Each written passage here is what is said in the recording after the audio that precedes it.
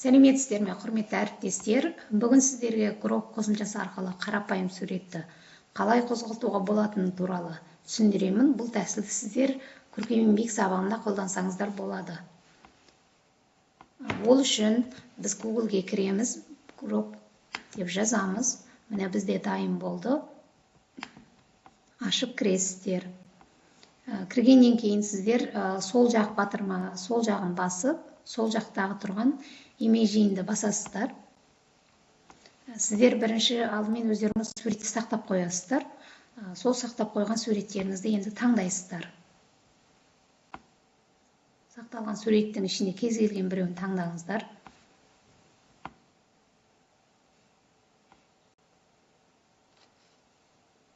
Бізде міне дайын болып жатыр.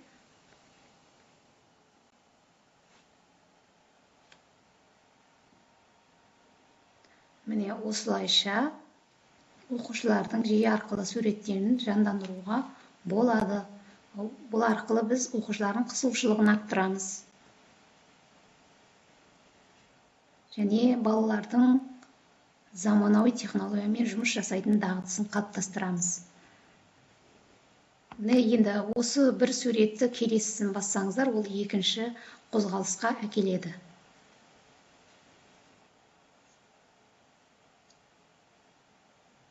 Бізде міне дайын болып жатыр суретіміз.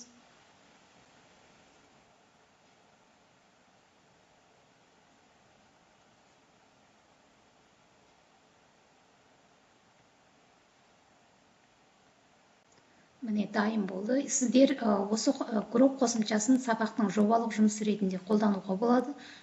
Және мысалы оқушылардың жаңа менің сүйікті кейіпкерім деген тақырыптар болады ғой бізде 6 сыныптарда. Соған сіздер анимациялық суреттер салғызып, осы қосымша арқылы қолдануларыңызға болады. Сіздерге ұнады деген ойдамын. Сіздер де қолданып көріңіздер.